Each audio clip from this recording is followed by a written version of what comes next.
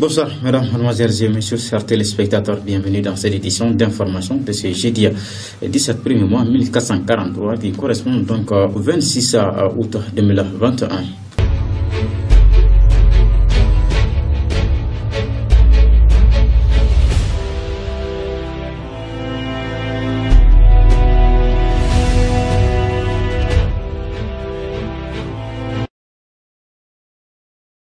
Bonsoir, mesdames, chers téléspectateurs, bienvenue, installez-vous confortablement. Nous allons débuter cette édition par la grande cérémonie hebdomadaire de bénédiction de chaque lundi, une cérémonie initiée par le distributeur de la Révolution Islamia, son Excellence Dina Cheikh Mouassir Belforga, pour faire des bénédictions pour le développement de l'islam et également pour le retour de la paix et de la cohésion sociale dans notre cher patrie le Grand Mali et dans le monde entier. Le lundi dernier, plusieurs fidèles musulmans étaient au rendez-vous. Plusieurs membres des sympathisants de la Révolution Islamia étaient tous présents. Le guide Faroua, après avoir fini les prières et également après avoir fait des bénédictions, il a profité de l'occasion pour donner des conseils pertinents à l'ensemble des participants. Suivons donc un extrait de l'intervention du guide Faroua.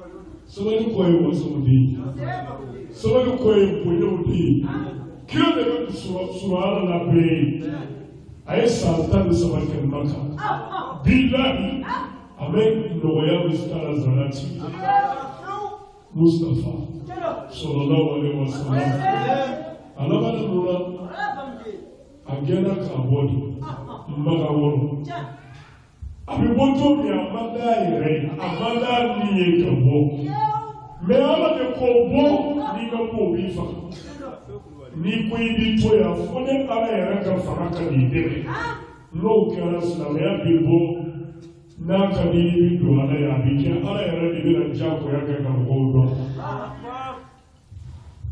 kila jera bilboni kishin na mababa aya so ala tiwa ala kasiku do ya do ba wala ala kutise ko lo kumadi Mala kafirin farali yoga ka dikirama obiara kenyawa wala komu kwalifu bobi wasatu bikofu wallahi kira kora dugu kilati epi ka dugu ni dukara jume aye sita lide da akagilaka ko ke asibifini dire ala muna luyu kundo ke kila laje mɔgɔ dame do birifini b'a la a bɛna ko ɲɛna ko a bɛ yen o la u bɛ taa min kɛ a bɛ yen la o b'a to ale bɛ se ka dogo yɔrɔ sɔrɔ ka bɔ bidayi Asadu Nayina Galibi o de la Sajja fɔra a ma Sajja ja kɔrɔ de ye a y'a bunbun ni birifini kira ka birifini o y'a sɔrɔ cɛ 100 de bɛ kɛ ka kira ka so kori Baburu dajale bubulu kabila be ma tumoni ni usuru tira wasa ni o turu tira to abi do aka no fe abe bi je ka baburu tiga ka kafa ayi ide bo to ayi so ti ya shin de kala waja'alna min bayna aydihim saddan wa min khalfihim saddan fakhshaynahu فهم لا يبصرون أيضا يقرأ بوينا كافية وقوم دار الرونا كسرهم نابلا كلا بورا تاني أترى واسلكي داكوكو ديزر ديوتي حكي أبوان بورا أقول كلا بورا كادي نبو كلينا كلا بورا كادي أقول كلا بورا جدي أقول مبو بيجوا لا بيننا نوي نبرو بينفع لا نينو فوري أقول كني نقول فورا كلامي يقولون أقول كلام يلا نبي نوفوا على بيسون إني نكمل نبرو كلام أوه على يودي فوري يقول إني نفنادي أقول كونا نفاكي يا الله ala ka kira ala fɔtu ka aburito dugu kila fɛ kira ka mɔgɔw tɛ nin yɛrɛ ni y'ale yɛrɛ de yɔrɔ nin bɛ tugu fantanya ye kuma dɔ la fantanya bi dɔ la mɛ i b'i ka so mɛ ale filɛ k'a ka so de bila pewu n'a yɛrɛ a bɛ fa ala ka kira min bɛ o danfɛn bɛɛ ye k'a fɔ a b'a fɔ ala b'a kɛ ala b'a ɲininka de i bɛ mun kɛ o fɔ n b'a kɛ o de bɛ kira ni ala ci kira tɛ tugu o jaabi ye dɛ ala yɛrɛ de bɛ kira ɲininka i bɛ mun kɛ mɛ o kira de bɔtɔ fila ka so kɔnɔ bilahi n'a yera a bɛ faga ala ko taa ni o y'a sɔrɔ se bɛ dafa ala bolo i b'a fɔ a dafalen don cogo min na a y'a sɔrɔ mɛlɛkɛw tɛ ala ka mara la wa a y'a sɔrɔ jinɛw tɛ ala ka mara la wa ko b'u kuma de fɛ ko b'u kuma de fɛ ka kuma surunya kiri y'a bɔ wari bila min kɛ a ko kira ma ko ne y'a dɔn ko bilisi ne ye min labɛn yala ka se sabu ne y'a dɔn bilisi ɲɔgɔnbɛ fila bilalen don bolokungo kɔnɔ n'u y'i gɛn t'u da n'i y'u gɛn t'u sɔrɔ ɲɛ bɛ kɛ jɔn dɔw labɛn kungo kɔnɔ yɔrɔ yɔrɔ ka d'an ye u bɛ se ka taa n'a ye u ti tɛmɛ maa si ka dugu fɛ a kira nisɔndiyara a n'a bɔra ye sira minɛ ɲaamɛ fila c'est-à-dire n'i donna ko la ka sɔrɔ i t'a dɔn i kamana b'i bɔ tubabukan ko ten k'i va loin prépare sa moitié ni sirajan taamali b'i kɔrɔ i b'i ka bolifɛn labɛn n'i y'a dɔn ne bɛ ka taa yan de i k'a ka min labɛn ji fili o ma fo k'a dɔn ni ala ɲini ni diɲɛ ɲini ti kelen silamɛya tiɲɛ o ni diɲɛ ɲini tɛ sira kelen kalima fɔ ne y'o de fɔ ye ne y'a sɔrɔ faruku kun ye diɲɛ ɲinina ye k'ala wɛrɛ aw ka diɲɛ sɔrɔ o tɛ ne yɛrɛ n'aw kun ti sigi o a y'aw kun se ka ne ye pourquoi jɔn bɛ bolo ka ne ma i bɛ se ka mun kɛ ni la ne tun b'a ɲɛɲini min bɛ se ka miliyari di yan min bɛ se ka jɔyɔrɔ di yan n b'a ɲɛɲini n'o de mɛ bilahi faama si tɛ na yan ne ye sigili min ɲɛna aw ye ta ko ne b'o ɲɔgɔnna tan don wa a ma sigi o tɛ. Voilà, Kala exerce donc les vœux et Kala donne une très longue vie au guide Farouka. Nous allons continuer cette édition. Ils sont 15 inspecteurs des armées à prêter serment le mercredi 25 août 2021 devant la Cour suprême du Mali. L'audience a été présidée par le vice-président de la Cour suprême du Mali, Ahmed Sama.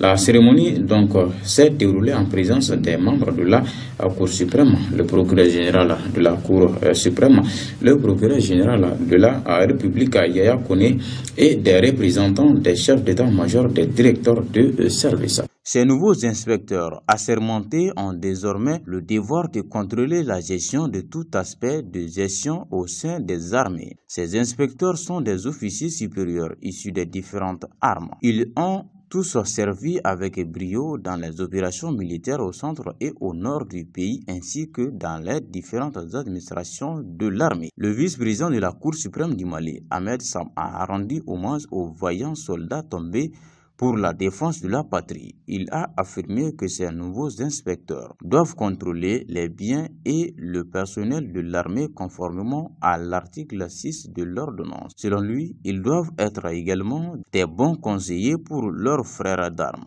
Le vice-président de la Cour suprême a noté que ces nouveaux inspecteurs de l'armée seront désormais l'œil et l'oreille de la hiérarchie militaire. Il a noté que les femmes montent de plus en puissance et a souhaité que cette audience des inspecteurs soit continuelle. Le procureur général de la République, Yaya Kone, a indiqué que la Cour donne acte aux nouveaux inspecteurs pour mieux exercer leurs nouvelles fonctions. Il a félicité les forces armées et de sécurité pour la protection des personnes et de leurs biens. Selon le procureur général de la République, les FAMA sont engagés jour et nuit pour lutter contre le terrorisme. Yaya Kone a déclaré que cette audience est un moment exceptionnel et émotionnel dans le cadre de la prise d'une nouvelle fonction. Il a également souligné que ces serments des inspecteurs de l'armée déterminent un caractère sacré. Pour le procureur général, notre armée a une belle histoire. L'armée malienne a toujours combattu auprès des pays amis, a-t-il martelé. Il a indiqué que les FAMA sont toujours debout sur les remparts pour la sécurité du pays et a invité les nouveaux inspecteurs à veiller sur la bonne gestion du matériel et du personnel de l'armée. Pour le procureur général de la République, le militaire est la priorité de l'État. Il a enfin déclaré que le meilleur citoyen est celui qui respecte les lois. L'inspecteur général adjoint des armées, le colonel-major Brahima Diabate, a remercié les hautes autorités du pays pour la confiance placée à ses frères d'armes et lui. Il a souligné que ses collègues auront pour mission de contrôler la gestion financière des armées, du personnel, du recrutement et de la formation de l'armée. Nous allons surmonter les obstacles pour rassurer toujours les populations civiles, a-t-il conclu. Les autorités ont opté pour la démarche inclusive pour bâtir le nouveau Mali. C'est dans cette dynamique que le chef du gouvernement, Choguel Kokala Maïga, a rencontré mardi dernier à la primature le regroupement des chercheurs de notre pays. C'était en présence du ministre de l'Artisanat, de la Culture, de l'Industrie hôtelière et du tourisme, Andogoli Guindo. Les groupements des chasseurs étaient constitués de la Fédération nationale des chasseurs du Mali, de l'Association nationale des chasseurs du Mali et de l'Association Contronisane. Au cours de la rencontre, les chasseurs traditionnels ont informé le chef du gouvernement de leurs préoccupations. Il s'agit entre autres de leur non-implication dans les rencontres visant à demander l'avis des Maliens concernant les problèmes du pays, les impacts de l'insécurité liés à la perturbation de l'hivernage et aux assassinats des jeunes soldats. Par ailleurs, les confréries des chasseurs ont assuré de leur disponibilité à apporter leur contribution à la lutte contre l'insécurité. Dans son intervention, le président de la Fédération nationale des chasseurs du Mali, Salif Tougoula, a rappelé que les Donzo sont les fondateurs du pays et jouent un rôle important dans la sécurisation des personnes et de leurs biens, surtout dans les lieux où la présence de l'État est très faible. Quant au président de l'Association nationale des chasseurs du Mali, Diawé Traoré, il a indiqué que depuis 2017, son association a recensé tous les chasseurs des régions de notre pays et élaboré un document qui a été soumis aux plus hautes autorités. À cet égard, il a invité le gouvernement à appliquer les recommandations de ce document portant notamment sur une large sensibilisation des Dosso sur leur rôle à jouer dans la sécurisation du pays.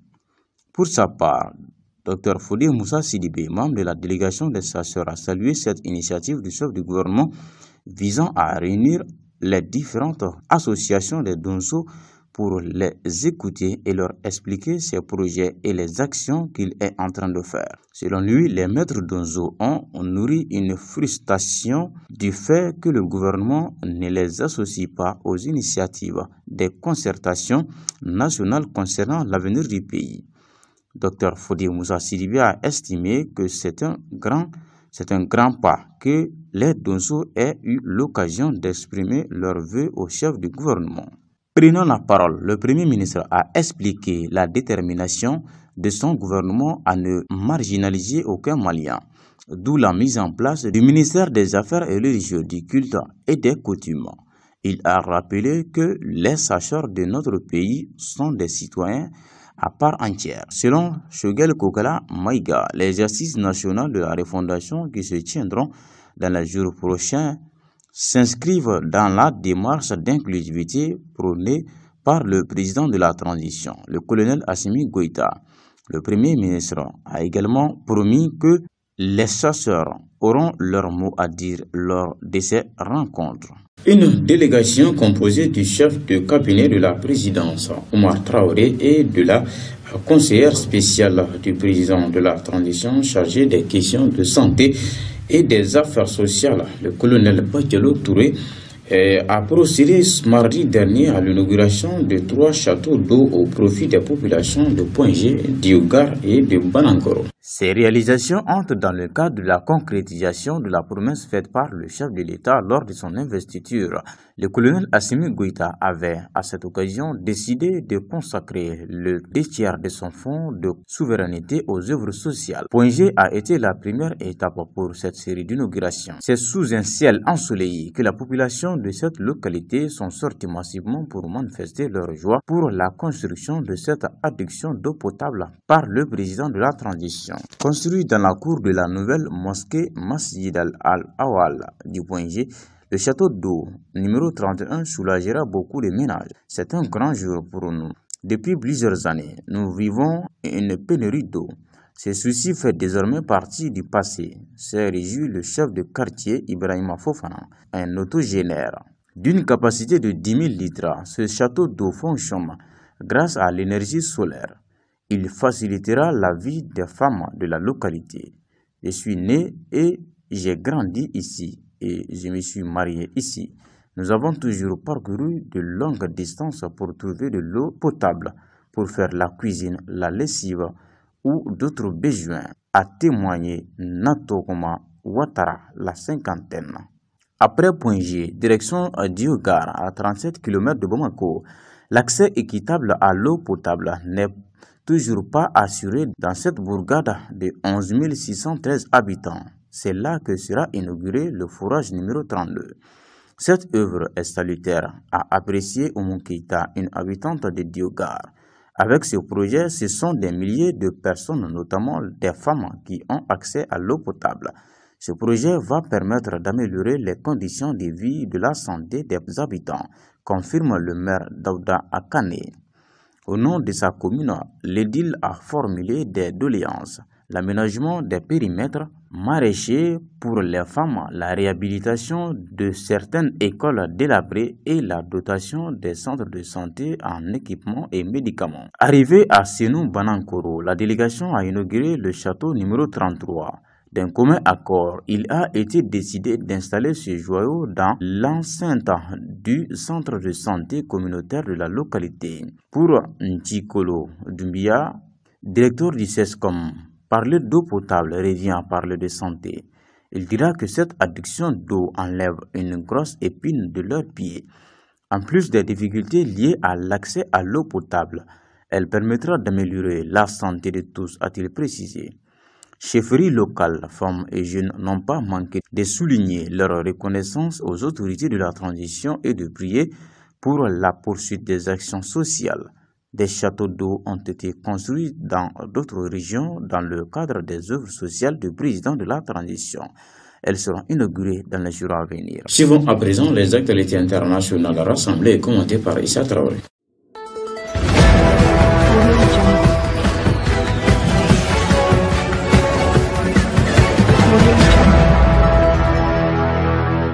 Le ministre algérien des Affaires étrangères, Ramtan Lamara, a annoncé mardi la rupture des relations diplomatiques avec le Maroc. L'Algérie rompt ses relations diplomatiques avec le Maroc voisin en raison d'actions hostiles du Royaume à l'égard du pays, a annoncé le ministre algérien des Affaires étrangères, Ramtan Lamara. Mardi 24 août, l'Algérie a décidé de rompre les relations diplomatiques avec le Royaume du Maroc. À partir de ce jour, mardi, a déclaré le ministre algérien lors d'une conférence de presse. Le ministre a expliqué les raisons de cette décision en affirmant que l'histoire avait montré que le Royaume du Maroc n'a jamais cessé de mener des actions hostiles à l'encontre de l'Algérie. Il a en outre fait porter aux dirigeants du Royaume la responsabilité des crises répétées qui se sont aggravées, un comportement qui entraîne le conflit au lieu de l'intégration dans la région du Maghreb.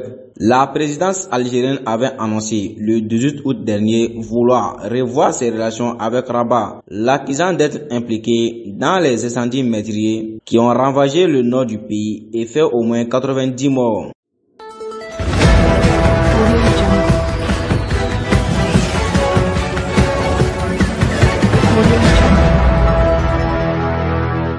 L'ancien président du Tchad, Hissène Habré, est mort mardi à l'âge de 79 ans au Sénégal, où il avait été condamné à la prison à perpétuité pour crimes contre l'humanité, crimes de guerre et actes de torture. L'ancien président de ce pays d'Afrique centrale était emprisonné depuis 2016 au Sénégal, où il avait été condamné à la prison à vie pour crimes contre l'humanité. Il a succombé à l'hôpital principal de Dakar, a indiqué le consulat du Tchad à l'AFP. Il était tombé malade quelques jours auparavant et avait été sorti de la prison du Cap Manuel dans le centre de Dakar pour être admis à la demande de sa famille dans une clinique privée selon la même source. Il a été transféré à l'hôpital quand son état s'est dégradé. Hissène Habré a été remis entre les mains de son Seigneur, a déclaré le ministre de la Justice sénégalais Malick Sall sur la chaîne TFM. L'actuel numéro 1 tchadien, Mahamat Idriss Déby, fils d'Idriss Déby Itno, qui renversa Hissène Habré en 1990 pour diriger le pays d'une main de fer pendant 30 ans, a présenté ses sincères condoléances à sa famille et au peuple tchadien. À Dieu nous appartenons et à lui nous retournerons, a-t-il dit sur Twitter.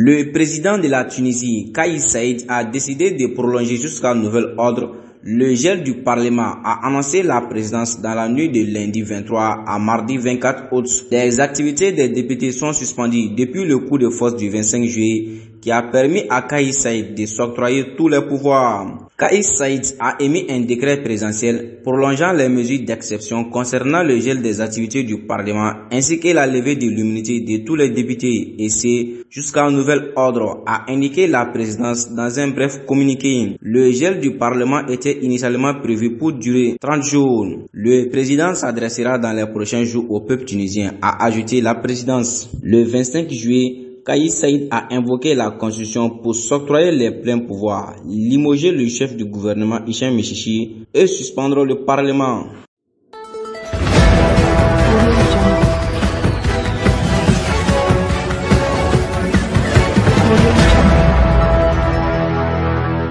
Crimea is Ukraine. L'Ukraine et une quarantaine de ses alliés ont condamné lundi 23 août l'annexion de la Crimée par Moscou dans une déclaration commune proclamée au cours de la plateforme de Crimée, premier sommet international sur le sujet organisé par Kiev. Ce soutien verbal à l'Ukraine intervient alors que le pays n'a eu cesse ces derniers mois de se plaindre de la frilosité de ses partenaires qui refusent son adhésion à l'OTAN, maintiennent des accords gaziers avec Moscou au détriment des Ukrainiens ou refuse de lui livrer des armements offensifs. La synergie de nos efforts doit forcer la Russie à s'asseoir à la table des négociations sur le retour de notre péninsule, a déclaré le président Volodymyr Zelensky à l'ouverture de ce forum. L'Ukraine seule ne pourra jamais faire revenir la Crimée. Il nous faut un soutien efficace au niveau international en vue de sa libération, a-t-il ajouté, appelant notamment à renforcer les sanctions prises contre Moscou.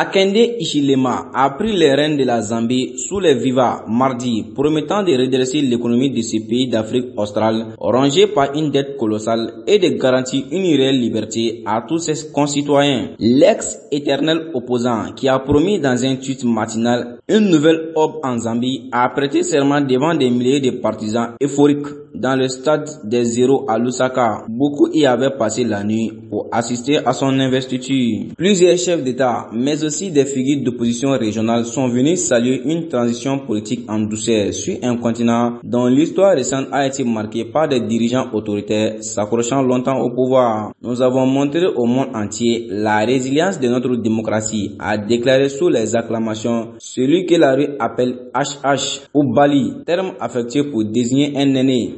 Candidat à 59 ans pour la 6e fois, il avait juré que ce serait la dernière. Monsieur Hichilema a été élu le 12 août grâce à une très forte participation et avec près d'1 million de voix d'avance face au sortant Edgar Lungu. Ainsi, son chef d'édition, merci de l'avoir suivi. Bon site de programme compagnie de Rien TV et remercions l'équipe Farouk Kalla, le tout-puissant lui donne une très longue vie et le porter toujours ainsi que toute la grande famille plus belle. Nous faisons également des bénédictions à notre cher patrie, le Grand Mali. Que la paix et la prospérité règnent dans toute l'étendue du territoire national. Merci de votre fidélité. Au revoir. À la prochaine.